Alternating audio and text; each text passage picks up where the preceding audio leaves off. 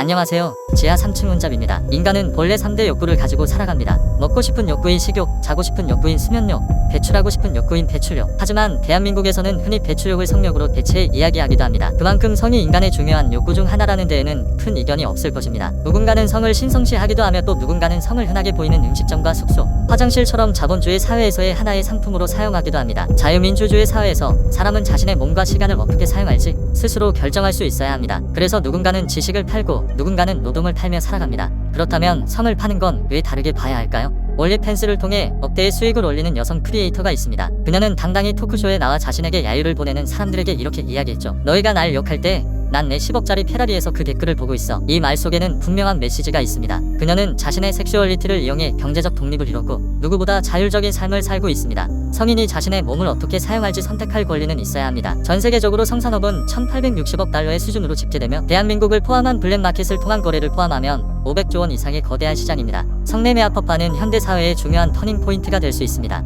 왜 그럴까요? 음지보다 양지로 불법으로 규정하고 숨겨두면 강제성, 청소년 유입, 성병 확산 등 문제가 커지지만 공식적으로 관리하면 그런 부작용을 줄일 수 있습니다. 실제로 네덜란드, 독일 등 일부 국가에서는 성매매를 합법화하고 정기적인 건강검진, 노동권, 세금 체계를 마련해 성노동자들을 보호하고 있습니다. 세수 확보와 국가기여, 성매매 합법화를 통해 세금 부과, 고용 형태 정립, 보험 혜택 등이 가능해지고 오히려 국가 시스템 안에서 성노동자들을 돌볼 수 있습니다. 현실을 인정하자는 현실주의.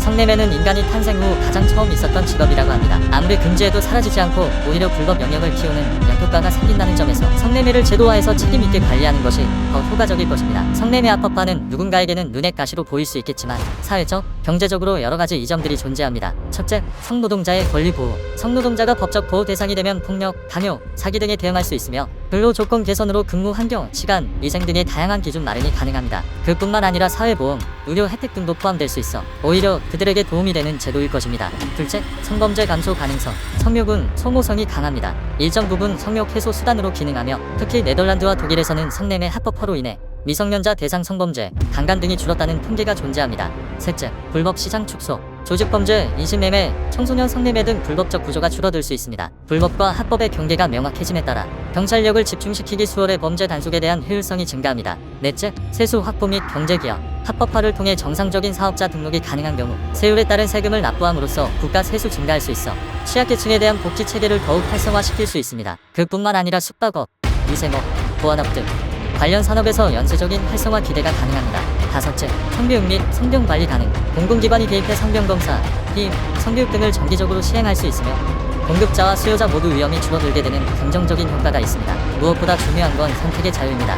우리는 누군가의 선택을 존중하지 않으면서 자유를 말할 수 없습니다. 성을 파는 것도, 지식을 파는 것도, 노동을 파는 것도 모두 하나의 선택이며 그 선택이 강요가 아닌 자발적이라면 거기엔 어떤 도덕적 낙인도 붙지 않아야 합니다. 성매매 합법화는 단순한 제도 문제를 벗어나 이건 자유와 선택, 존엄을 어디까지 인정할 것인가에 대한 물음으로 답할 필요가 있습니다. 스스로 선택하고 안전하고 보호받으며 경제적 자립을 이루었다면 그것이 바로 자유민주주의 사회의 강자입니다. 성매매 여성을 약자 취급하는 것은 오히려 사회의 낡은 권력 구조로 해석됩니다. 당신의 생각은 어떠신가요? 댓글로 여러분의 의견을 남겨주시기 바랍니다. 지하 3층 혼잡이었습니다. 감사합니다.